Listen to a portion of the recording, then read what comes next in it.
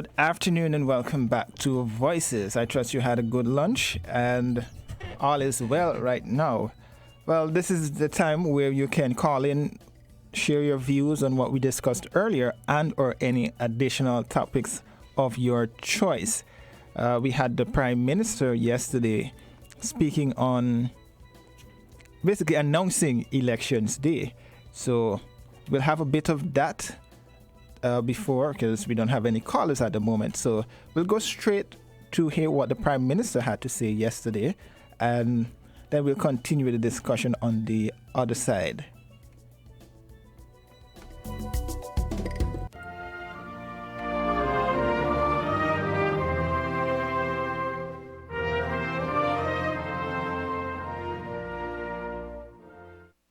My fellow citizens and residents, over the last 5 short years, your Team Unity government has been working on building a stronger and safer future for St. Kitts and Nevis. A future of more homes, new jobs, safer streets, and real opportunities for our young people. COVID-19 poses the greatest threat to that future. Working with you, your Team Unity government has been protecting our people, our economy, and our islands from the worst elements of this pandemic. We are making good progress, but there is so much more to be done in these difficult and uncertain times. We must now work harder to keep our federation on the path to a stronger and safer future. And we must do this together with your support and, of course, with your mandate. Elections are required at this time, even in a time of a state of emergency. There are emergency regulations which we are advised are reasonably justified in a democratic society and in the context of the corona pandemic. The experts have advised that COVID-19 will continue for an indefinite period. In some respects, this election will be different because of the rules in place to combat the virus. We will continue to rely on our health experts to guide us in the way in which we can carry out our constitutional obligation to hold free and fair elections while keeping our people safe. For example, our health professionals have advised repeatedly that the nightly curfew and weekend lockdown remain in place to reduce the incidence of large social gatherings that are fertile ground for the transmission of the virus. As candidates and political parties campaign and bring their views, some traditional means of communicating will inevitably have to be modified. Virtual public meetings will be one new and innovative way in which candidates will bring their messages to their supporters. The supervisor of elections will no doubt have more to say about the safety measures that will be in place for the general elections after consultations with our medical experts and other professionals. Now that we are in an election season, you face a clear choice. You can move forward with Team Unity to a stronger and safer future. Our federation is and always will be safer with Team Unity. Our record has shown that when faced with adversity, we have responded well. When we were struck by the hurricanes, we rebuilt homes and repaired roofs and made over 2,000 families safer and better. In response to the global pandemic, our early proactive actions, which restricted travel, enforced quarantine, and closed our borders, have undoubtedly saved lives. These actions have kept us safe. You only have to look at the United Kingdom or the United States of America to see how bad things could have been without careful management. Because of the tough decisions we took, St. Kitts and Nevis is best placed in the Caribbean to recover. At this time, we have had no deaths, no one hospitalized, and 14 out of 15 positive cases have nicely recovered. Together, we have accomplished much throughout our first term. The introduction of the Poverty Alleviation Program has made a real difference to those on lower incomes, providing crucial assistance to them. We have delivered over 3,000 housing solutions, and we will not stop there, I can assure you. Our homes are also bigger and better than before. We also undertook the most significant public sector investment in our country's history. This includes the construction of the second cruise pier, the $69 million resurfacing of the Island Main Road, and the reconstruction of the Old Road Bay to alleviate the long-standing dangers that were posed to travelers, just to name a few projects. We built the modern ferry terminal, the East and West Bus Line terminals, and we installed traffic lights in Basseterre as part of our plan to revitalize Basseterre. We have also invested significantly in our healthcare system, not just in response to COVID-19, for which we are now well prepared, but for our long-term future. I am especially proud that we were able to establish for the first time under a team unity government, a cancer treatment unit at the JNF Hospital and our mental health facility. We reconstructed the Mary Charles Hospital and expanded the services available there and built a modern health facility at Tabernacle. And in response to the coronavirus, we have delivered the most comprehensive stimulus package in the region. This, of course, is not by accident. It is the result of prudent fiscal management and our deliberate decision to pay off the $117 million IMF debt left behind by our predecessors. We are supporting our people when the times are tough, and our people certainly appreciate our support. We have accomplished all of these and more in 5 short years. We are living, of course, in unprecedented times, which none of us has ever experienced before.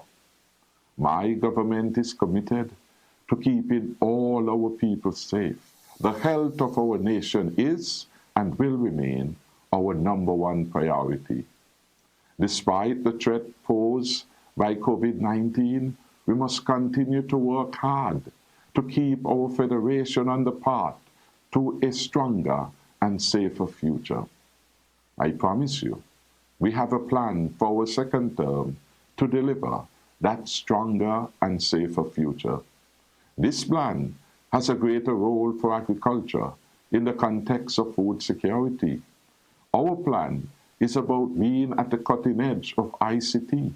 It is about empowering our young people through quality education and training.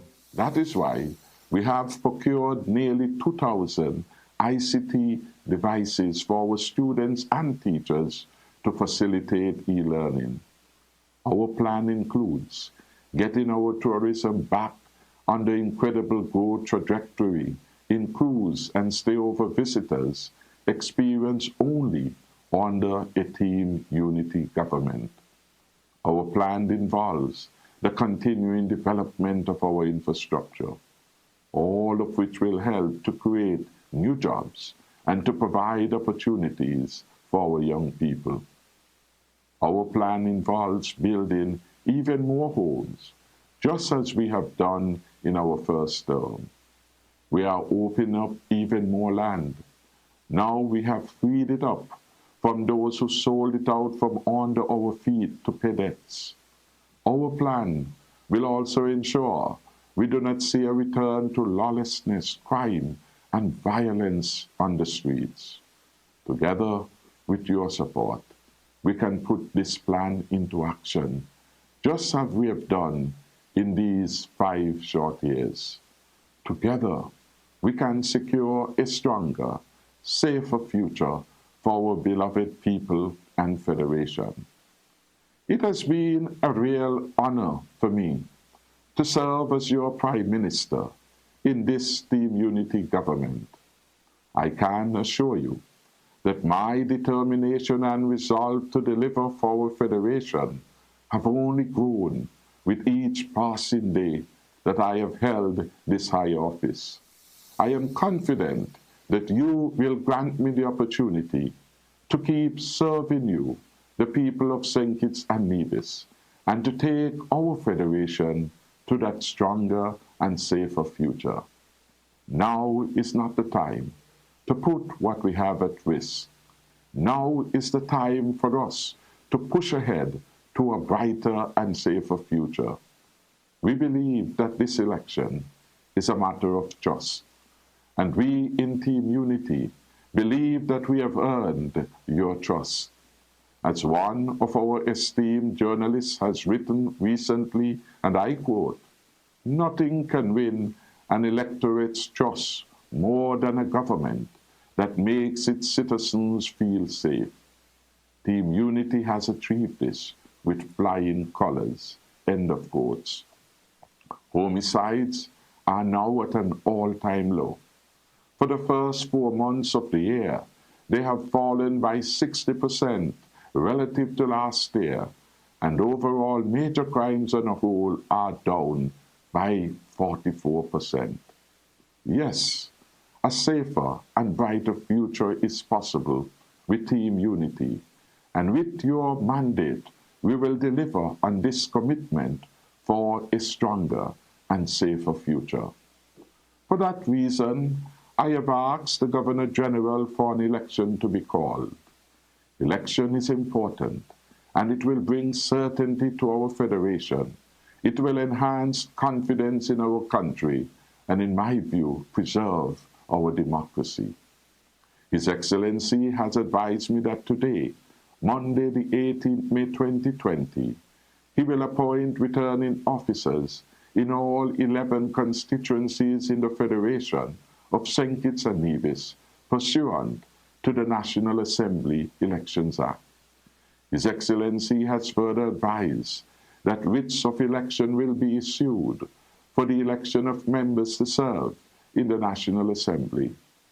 The date for nomination of candidates will be Wednesday, the 27th May 2020, and those of you who are registered will vote for the candidate of your choice on Election Day, which is Friday the 5th June 2020.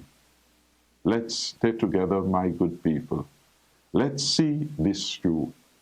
Vote Team Unity for a stronger and safer future. Let the bells ring across the Federation, and may our land of beauty always be a land of peace and prosperity. I thank you.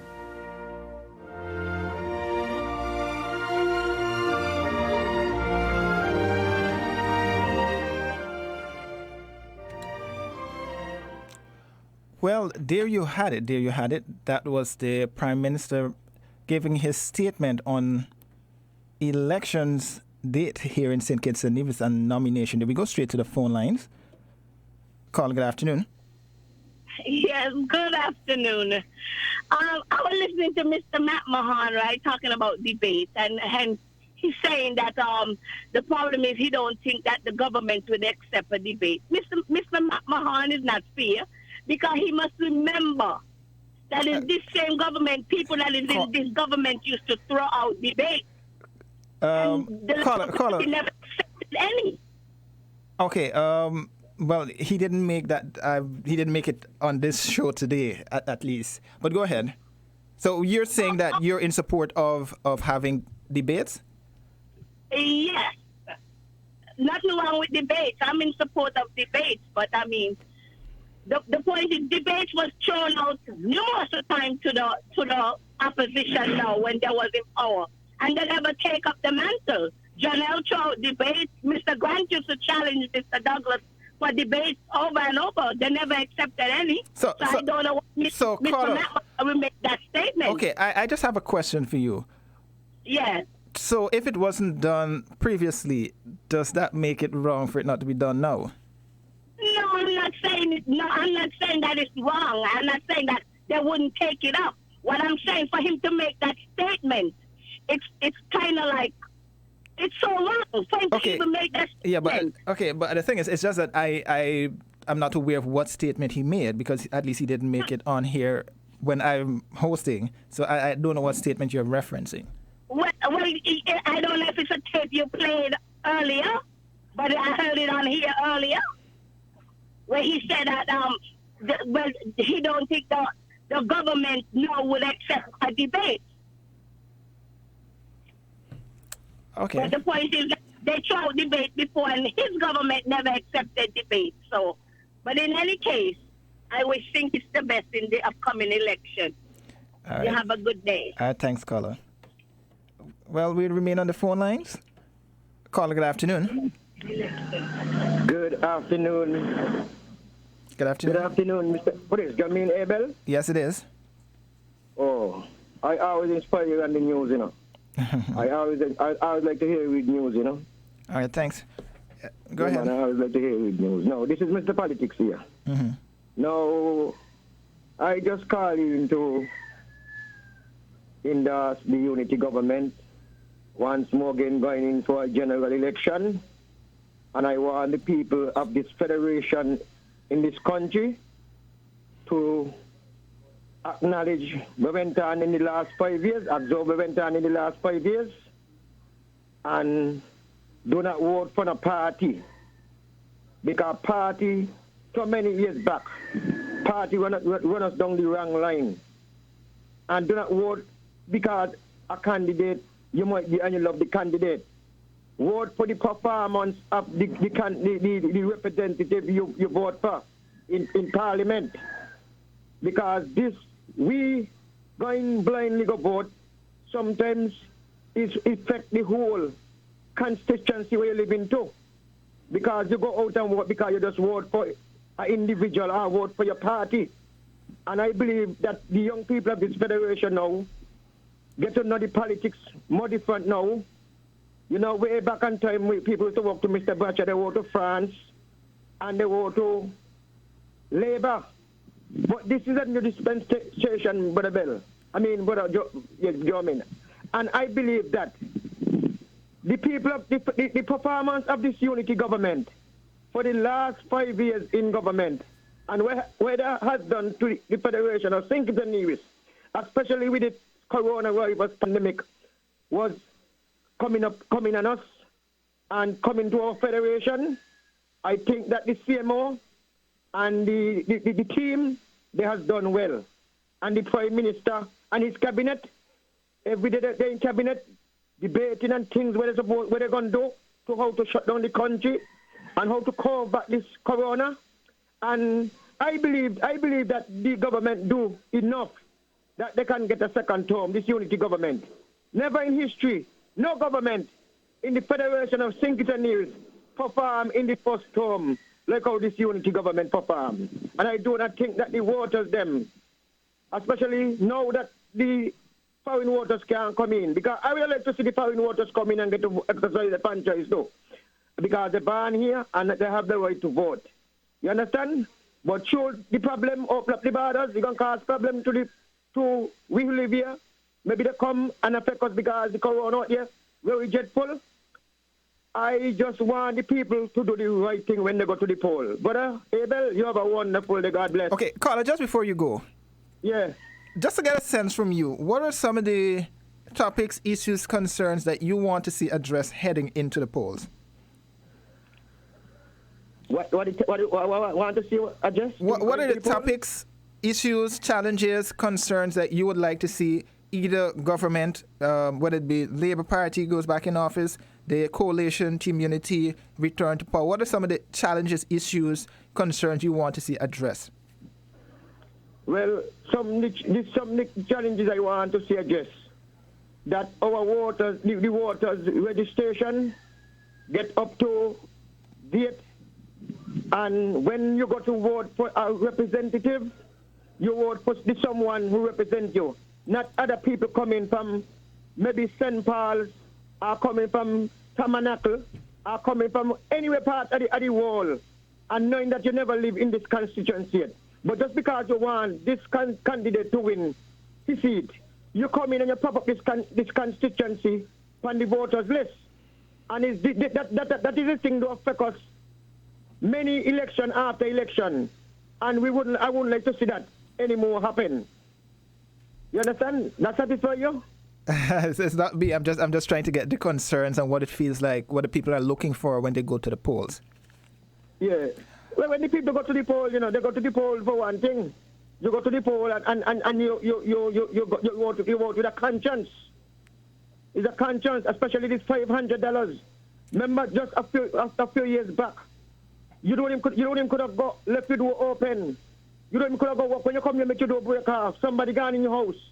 And some says this unity government get in there. But Abel, that $500, the alleviation program, poverty alleviation program, you find these things stop. You find the crime again. The crime was rampant. I think that crime would have never stopped, especially the young man shooting down one another. Four relatives in my family, members of my family, get gunned down. No, 3 get gunned down and 1 get burned up in the house. They burn up 1 in the house. You understand? And this is the thing that me want to see happen to our country again.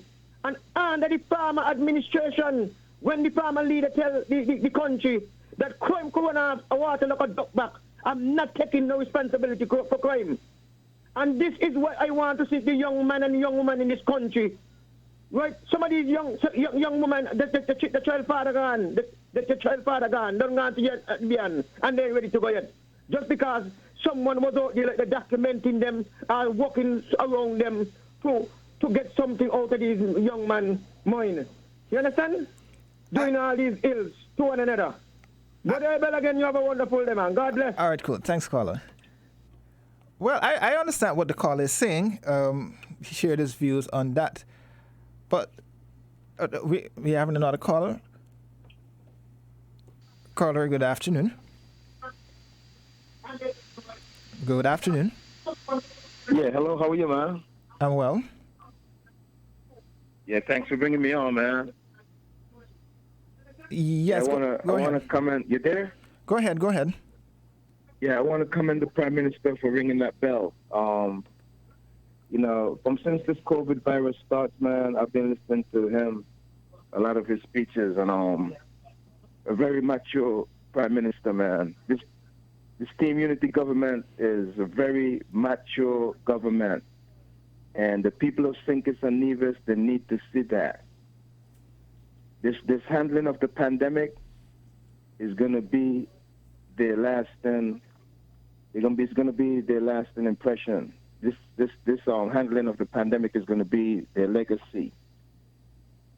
And I'm happy nobody had to wring the Prime Minister's hand for him to set this election date. And the situation there in St. Kitts and Nevis, man, is the best arrangement that I see in my life of 51 years. This Team Unity arrangement is the best arrangement that ever take place for the both islands. It's benefiting both islands. They have made a lot of progress in 5 years, and the people of St. Kitts and Nevis need to go to their polls and make their vote and just go home, and that's it. They don't need no troublemaking in the nation.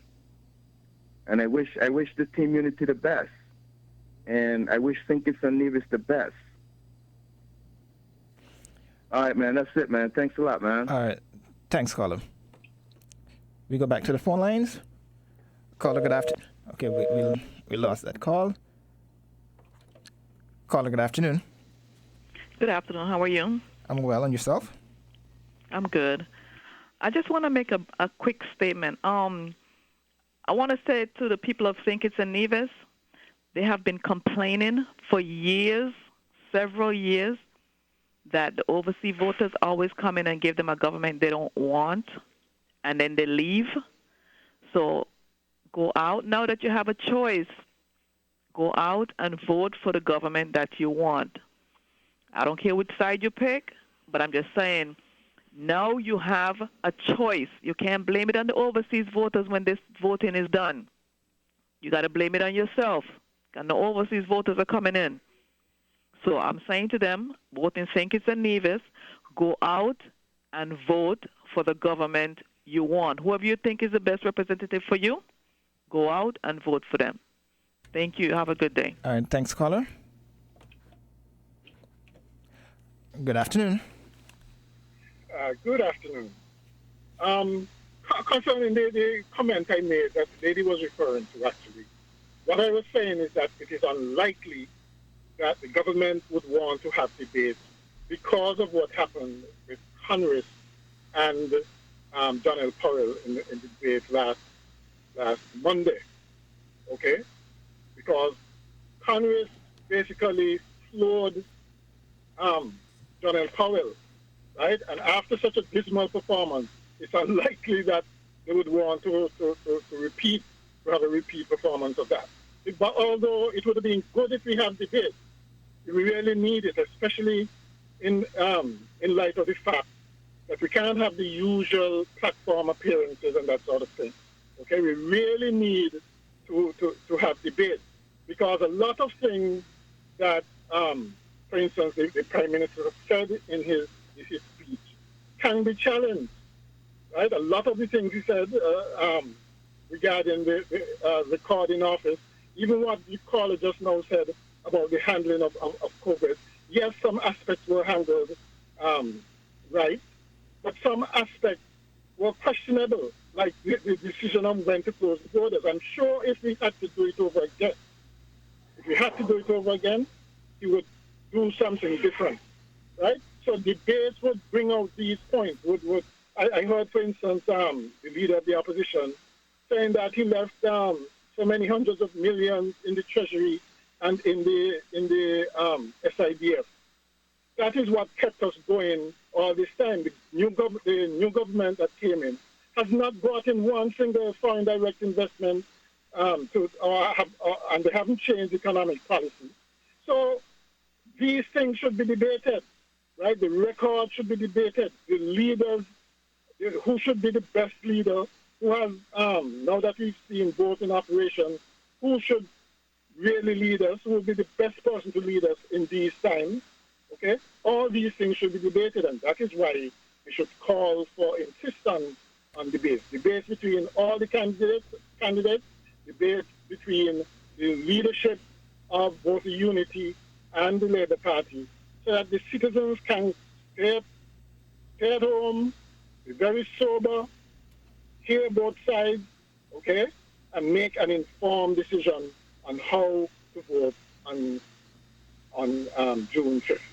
That's my opinion. All right. Thanks, caller. And we go back to the phone lines. Caller, good afternoon. India, good afternoon, Mr. Aberger. How are you doing? I'm well. Okay. The reason why I'm calling, I personally, and this is my strongly belief, that nobody who lives in New York, Florida, England, Russia, Germany should come home and vote. And the reason why I say that is because you can't come and vote for who you want in a general election, and when you're done, you turn back and you're going back to the country where you live.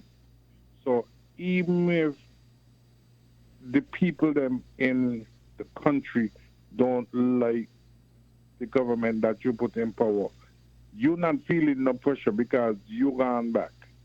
And how would they feel if when they come from New York or wherever, then a stupid man in the U.S., the president, that I don't even want to call his name, tell them that they can't come back and go back to where they come from. But caller, then they ain't gonna like it. But caller,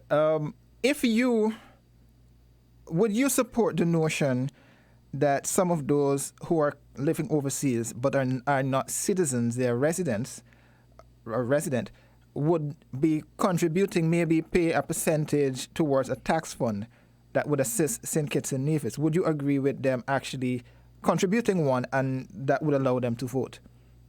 The only how I think that you would vote if you have land, if you have house, if you have something there to tie you to the country. If you don't have nothing there to tie you to the country, why you going back there making decisions for other people and you don't have nothing tied to the country? You ain't paying nothing at all, whether land tax, house tax, anything, but you want to go home and vote. That don't make no sense. That's me. And I'm glad that the airport closed, because you know what? They ain't gonna plane them coming and land, and 15, 16,000 people come out to vote, and when then they gone back out the next day. And when done, it's just like here in the U.S. When Hillary was running against the crazy man up in the White House. Carla, I know you have a strong opinion towards the individual who you're referring to, but try not to use such language while describing that individual. We all know who you're referring to, but try not to. At the end of the day, that person is a president. He is a president, but not the president right now. Okay, and everybody was saying, "Oh, don't vote for Hillary, don't vote for Hillary, vote for the president of the United States." And know what happened? Now he gone in, he making a mockery of everything, every living single thing he making a mockery of. And now they wish that Hillary Clinton had win, because now this so-called president of the United States, I mean, what he's doing, he's not doing nothing at all. Nothing at all for the Caribbean people, for the U.S. government, or anybody. It's all about he and himself. So I like how no playing flying into St. Kitts, let the people of St. Kitts choose the government who they want. And like Elimat said, the king would be the one who the judges choose. So whoever the people of St. Kitts choose, that is who you have to live by and stand by. Okay. All right. Thanks, caller. We'll be... Okay, take this caller. Caller, good afternoon. Good afternoon. You want concerns on the election, right? Yes. Yeah. We're on here now? Yeah. Basically, we as a nation, we've done tremendously well. We now have no positive tested coronavirus cases. My concern and my worry is that in a desperate need to be re-elected or elected, our political parties reintroduce coronavirus by bringing in overseas voters. And I want the public to realize that where the overseas voters will be coming from, full of a virus. The United States, full of a virus. But caller, okay, I'm just interjecting there, but if you could just keep it short, because we have to break to bring a press conference at 1:30.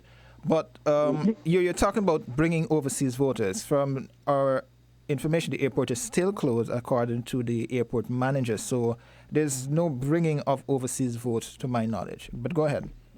Well, we brought in flights from Jamaica with students. Yes, that was a chartered flight, and they got the approval. It is always a possibility. Approvals can be granted or denied, as the case may be. Go ahead. Thank you. That's it. I'm just saying approvals can be granted for any charter flight. All right. Thanks, caller. This will be our final call for today. Caller, good afternoon. Can you keep it brief? Yes. The previous caller before this one, you were making the statement about people should own land.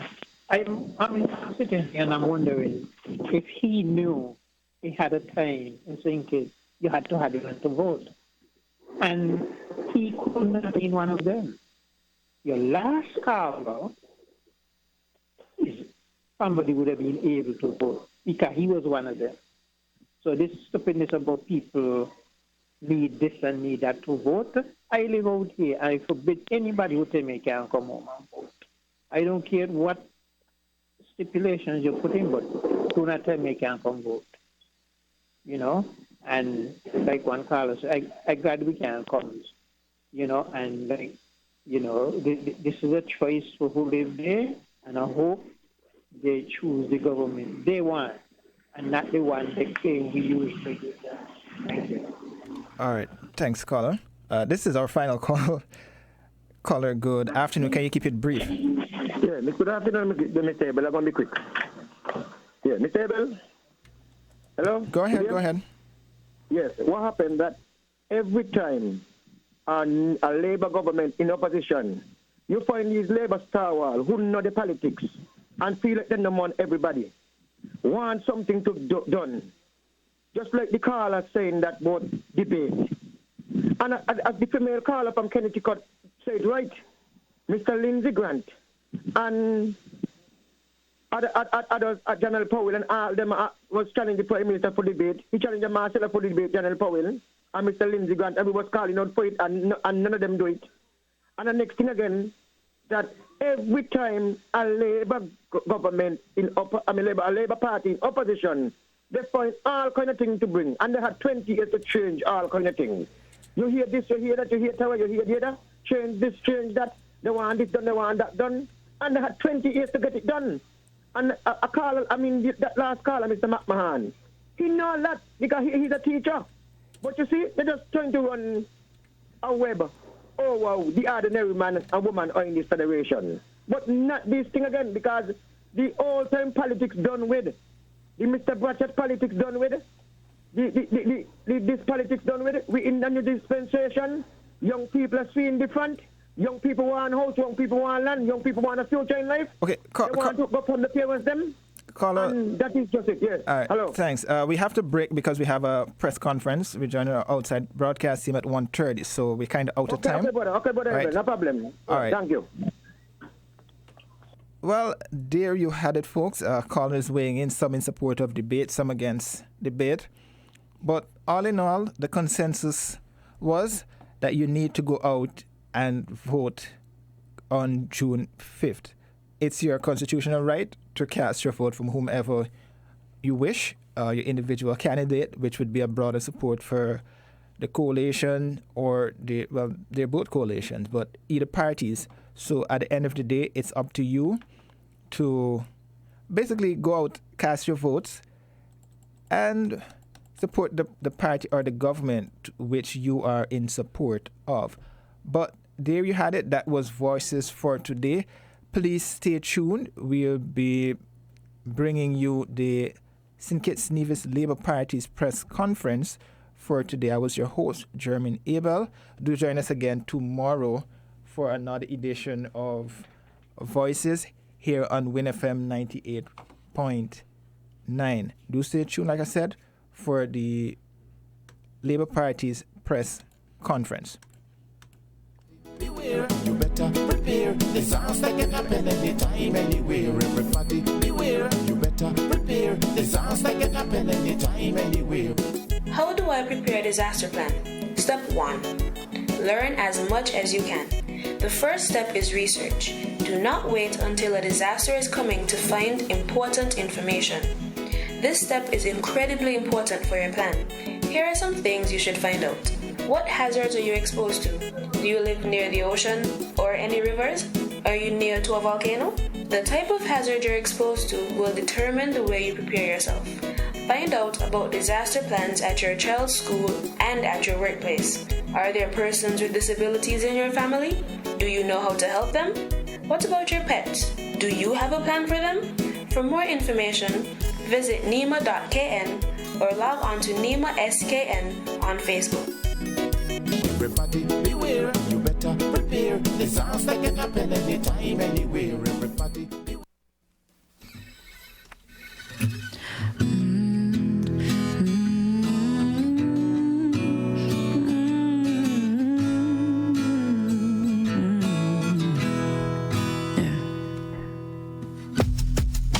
Wanna believe what you say, but I hate you on most days. You You've been testing my faith and my patience. Yeah. And you know that I be headstrong, but you know that you be dead wrong. Trick the brothers, keep them confused. They don't know who to call on in this a spiritual war. So now tell me of a paradise in the sky, 'cause that's a lie. And you tell me I was born in sin and a shape in iniquity. Love created I and I. Look how many prophets tried to open our eyes. You can't fool me. Cut them away, cut them away, cut them away. So don't tell me of a paradise in the sky, 'cause that's a lie. No, come tell me I was born in sin and shaped in iniquity. Love created I and I. Look how many prophets try to open our eyes. You can't fool me. Cut them away, cut them away, cut them away. You can't fool me. No, no. You can't fool me. No, no.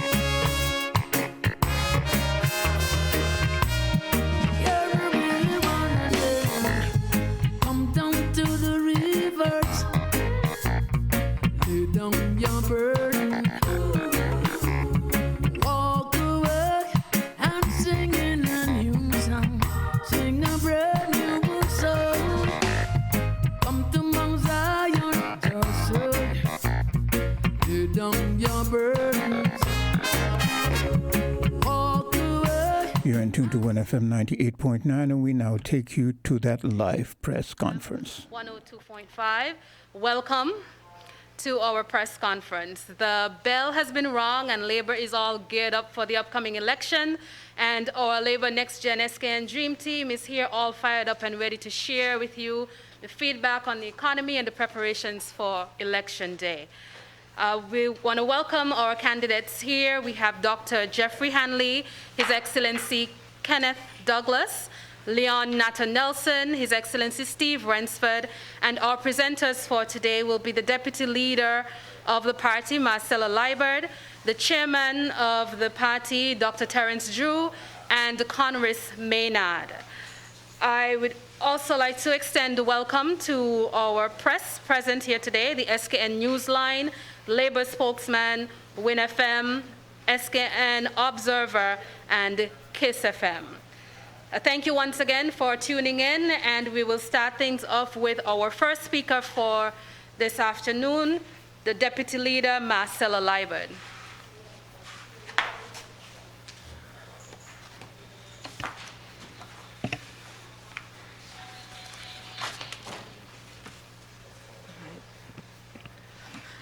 A pleasant good afternoon to you, the members of the media, to those who are in the listening audience and the viewing audience, those who are tuning to your radios or who are getting this information via the internet. I would like, first of all, to apologize for the absence of the leader who is otherwise engaged at this particular time. I'd like to thank Freedom 106.5 FM and KISS 102.5 FM for broadcasting our press conference live to the benefit of the general public at home and abroad. The St. Kitts and Nevis Labour Party is very excited that the date for the general elections has been set for June the 5th, 2020, and that nomination day has been set for May 27th, 2020. We know that right-thinking citizens and residents of our great federation are looking forward with great enthusiasm and anxious expectation not only to election day, but to the joyous days that will come after that. Election Day will be like another Emancipation Day here in the Federation of St. Kitts and Nevis, when our people will have a chance to finally liberate themselves and our country from the grips of a failed, nepotistic, despotic, incompetent, and uncaring regime. June 5th, 2020 will go down in the history books as the day when the people of St. Kitts and Nevis took a stand about what they will and will not accept from their leaders, and chose to take a stake in shaping the future direction of our beloved country. As I have said before, in this election, we are fighting for the soul of this country. There is also no doubt that the St. Kitts and Nevis Labour Party is poised for a resounding victory. Our party machinery is locked, loaded, and ready to go. However, our victory is only assured if and only if the elections are conducted in a manner that is free, fair, and free from fear, and respects the human and democratic rights of the people of this country. The conduct of transparent and open elections in accordance with the rule of law and established international standards are essential elements of any democratic society. The right of political participation is important. It is the only way to guarantee the adherence to the rights to freedoms of expression, movement, assembly, and association by those we elect. For those in authority who may have forgotten, St. Kitts and Nevis is signatory to the Universal Declaration of Human Rights, which establishes that every citizen has the right to take part in government of his or her country, whether directly or through free chosen representatives. The will of the people shall be the basis of the authority of the government. Their will shall be expressed in periodic and genuine elections, which shall be held by universal and equal suffrage, and shall be held by secret vote or by equivalent free voting procedures. I'm taking the time to emphasize these points today because the Harris regime has demonstrated time and again over the last 5 years that they have no respect for good governance and for democratic rights of the people of this country. For 5 years, the democratic interests and even the economic and social interests of our people have been subverted by the self-interest of the outgoing coalition regime. The past 5 years have seen unprecedented levels of victimization and discrimination in the systems of government recruitment, hiring, promotions, and transfers without any basis in competence or merit. Rampant nepotism has meant that the Harris family members are disproportionately represented in several top senior positions across the civil service, in the boards of statutory bodies, the executive boards of financial institutions, and the courts. There has been widespread politicization of the police force and several public administration services, where Harris has wielded undue political influence over decisions that have taken place in the electoral office and the police force.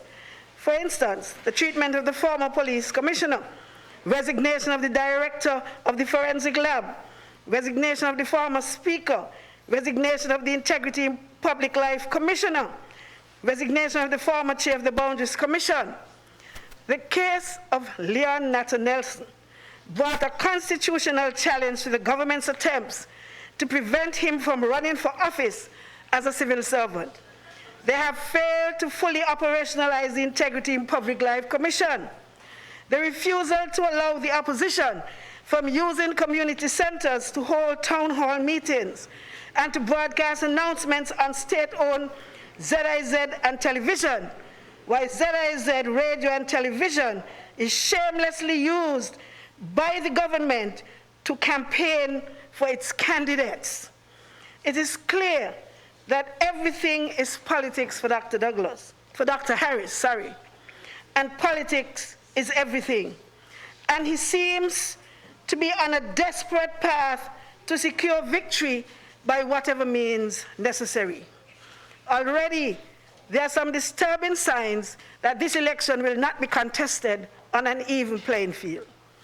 Failure to resolve the unequal boundary situation after 5 years, the burning of Steve Ransford's office, Dr. Jeffrey Hanley's constituency office has been vandalized on at least 3 occasions. Honorable Marcel Leibert's campaign boards were torn down only last night. The supervisor of elections, Mr. Elvin Bailey's attempt to leave with the ballot box in his car during the Nevis by-election. Now the supervisor of elections, Mr. Elvin Bailey, has rejected presiding and returning officers whom Harris believes to be Labour supporters. The outgoing regime, and Harris in particular, is desperate for victory, and they are panicking. So desperate people will do desperate things. We must all remain vigilant and keep putting pressure on Harris and the Attorney General and hold them to account over the coming days.